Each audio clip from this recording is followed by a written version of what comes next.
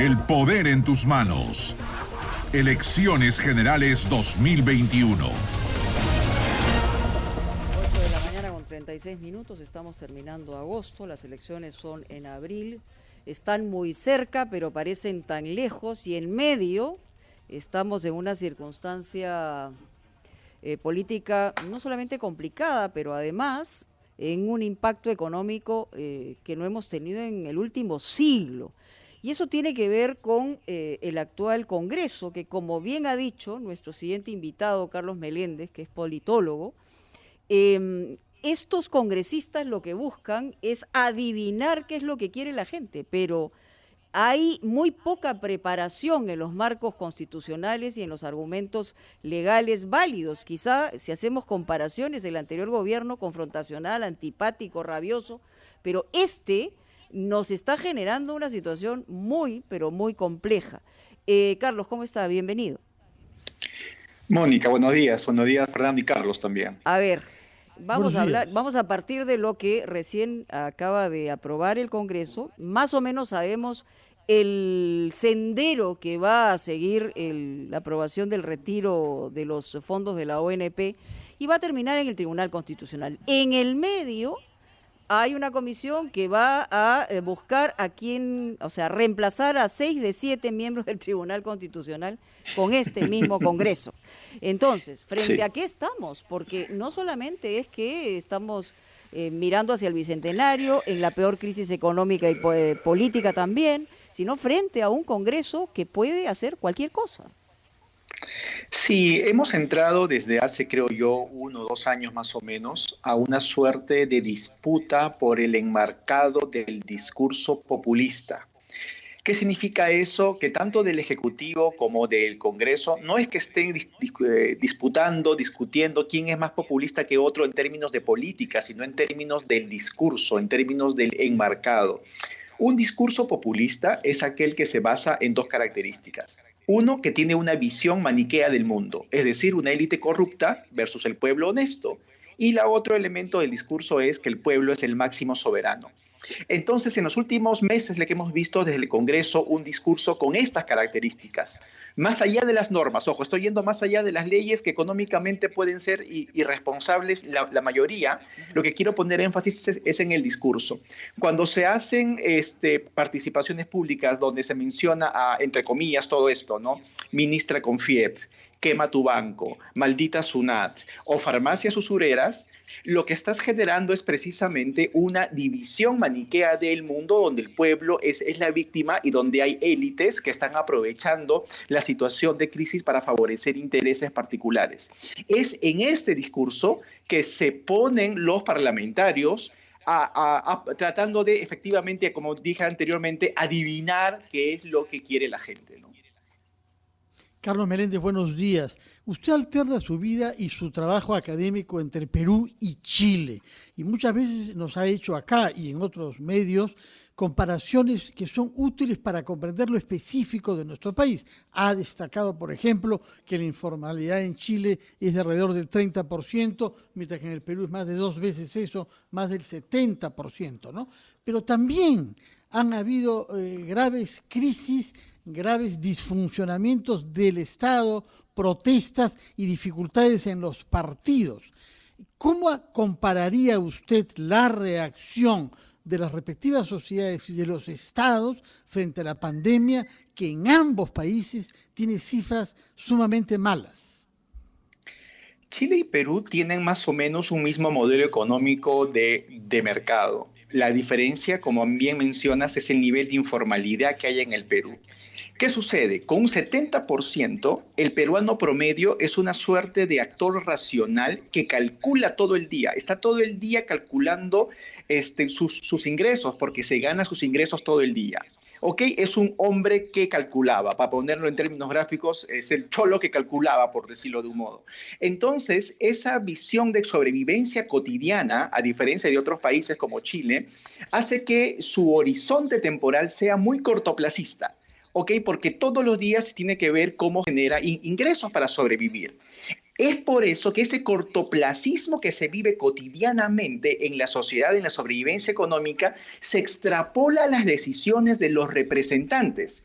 Entonces, los representantes del Congreso, en este caso, sin tratar de justificar, ojo, sino los representantes del Congreso sintonizan con ese cortoplacismo.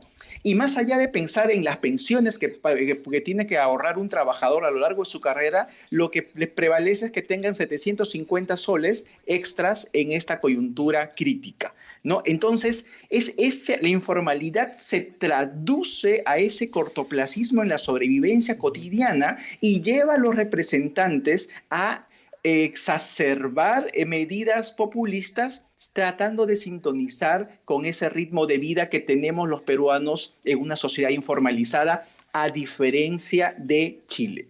Ajá. Carlos, buenos días. Y buenos días, tocayo. Analizando la actuación del Ejecutivo, del gobierno, ¿no? El presidente de la República se ha enfrentado varias veces al Congreso y básicamente cuando su nivel de aprobación ha bajado. ¿Cuál es tu análisis de cómo ha enfrentado esta situación el gobierno? El presidente de la República específicamente, ¿ha sido para ti un buen gobernante o también cae en algún tipo de populismo? Yo creo que el presidente es que inició esta suerte de toma y daca de discursos populistas, ¿no? Cuando el Congreso anterior representaba el establishment asociado con partidos desprestigiados, el presidente tomó una medida también cortoplacista. Como todos sabemos, por ejemplo, reformas políticas que eliminan la posibilidad de reelección parlamentaria es una mala reforma política, ¿ok? Sí. Porque justamente evita que hayan profesionales en los espacios de representación. Y ahora es una mala decisión. Y ahora este Congreso, solamente para agregar y poner entre paréntesis, está buscando precisamente buscar reelegirse, cuando, digamos, no solamente el país se ha pronunciado, sino ha sido generado por esta confrontación y disolución del Congreso anterior.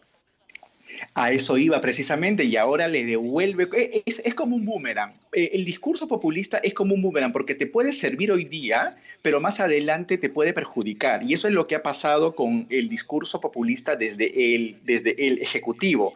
Se estigmatizó el Congreso, se movilizó a las masas en un referéndum con normas de reforma política que son perjudiciales, y desde el nuevo Congreso sintonizaron también con ese discurso populista y ahora devuelven ese mismo tipo de enmarcado, poniendo justamente al Ejecutivo ya contra el lado maligno, estigmatizado en esta división maniquea del mundo, ¿no?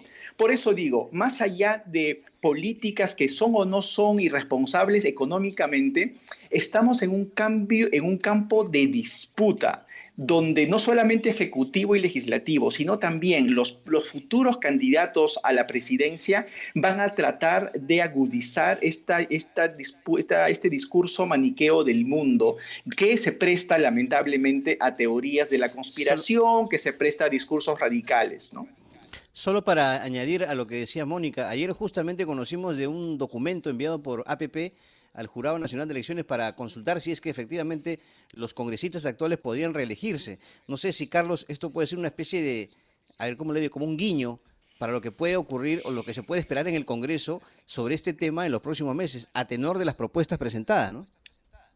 Claro, la posibilidad de que estos mismos congresistas puedan postular en unos meses a la reelección va a agudizar aún más, va a radicalizar más estos ímpetus, porque van a tratar de sintonizar con la gente para ganar los votos. Van a tratar de sintonizar con una sociedad que, como le hemos dicho, en situaciones de crisis vive el cortoplacismo de manera más enfática. Y por eso lo que vamos a tener de aquí en adelante, si esto se logra concretar, son más normas cortoplacistas. Carlos Meléndez, nos acercamos a las elecciones, a la campaña electoral. ¿Qué es lo peor que nos podría pasar como campaña y qué es lo mejor que usted cree que nos podría suceder? El Perú tiene un discurso popular. La sociedad peruana en promedio se puede ubicar como un populismo de centro. ¿ok? Es decir, los populismos pueden ser de izquierdas o pueden ser de derechas. Podemos tener desde Bolsonaros hasta Maduros, por poner dos ejemplos, ¿no? En el Perú, el electorado peruano se ubica básicamente en un populismo desideologizado, un populismo de centro. Eso es una mala y una buena noticia. Una mala porque vamos a seguir teniendo estos discursos antagónicos, estos discursos polarizantes. Y la campaña electoral va a tener ese mismo tenor. La buena noticia es que no vamos por lo menos, no la mayor parte del electorado está dispuesto a tomar caminos ideológicamente extremos. Creo que los que tengan un espacio para un discurso radical de izquierda o de derecha son espacios menores. Entonces, esta tendencia que tenemos los peruanos en general hacia el centro es una oportunidad para generar consensos moderados, consensos que atenúen estas disrupciones hacia los extremos del espectro político. Hay una posibilidad dentro de esta ola populista en la que estamos entrando. Justamente por el hecho de ser desideologizada, hay una posibilidad de espacios moderados. Bueno, y ese espacio, digamos, lo representa hoy, y no porque pueda ser candidato, sino todo lo contrario, un perfil como el de Vizcarra. Exactamente, Mónica. Hoy en día es el presidente, aunque no puede ser candidato, salvo que haya alguna interpretación, representa auténtica. Ese populismo exactamente, una interpretación auténtica. Uy, Qué miedo, ¿no? Qué miedo, pero justamente lo representa él porque ustedes se dan cuenta, ha sido muy pragmático, puede ir hacia la izquierda en algunas medidas, hacia la derecha, hacia otras medidas, y practica un discurso de centro. Pero es populista, ¿por qué? Porque se enfrenta a un establishment que él, a través de sus discursos y de su estrategia mediática, ha estigmatizado como corrupto, como deshonesto, como parte de los negociados de lavajato, etcétera, etcétera. O sea, se ha comprado esos pleitos, pero hoy ya no se compra más pleitos porque tampoco en el Congreso tiene la posibilidad de hacerlo, que era lo más fácil, digamos, de antagonizar. Porque es un boomerang, el populismo, y ahora él puede ser para algunos congresistas, como lo han dicho, estoy siendo textual, es el presidente de la CONFIEP, es el presidente de los bancos, el presidente de algunos intereses. Entonces también puede él mismo caer víctima de este discurso estigmatizador, ¿no? Y es un discurso que, como vemos, asusa los odios. En la política no solamente hay que ver los afectos, las mentes y los corazones de las personas. Sí. En la política hay que ver también los odios más viscerales, ¿no? Bueno, si no, y en ese sentido hay candidatos, ¿no? Y en ese sentido, discursos parlamentarios como quema tu banco, por ejemplo, sí, a mí me parece que son lamentablemente el extremo al que se llega utilizando los odios para de una manera bastante electorera, ¿no? Sí, bueno, soliviantando, y además, y lo voy a decir en el sentido más estricto de la palabra, sumado a la ignorancia, es una bomba molotov a la cual nos enfrentamos todos los peruanos. Gracias a Carlos Meléndez, politólogo, estar con nosotros en Ampliación de Noticias. Vamos a una pausa, ya regresamos.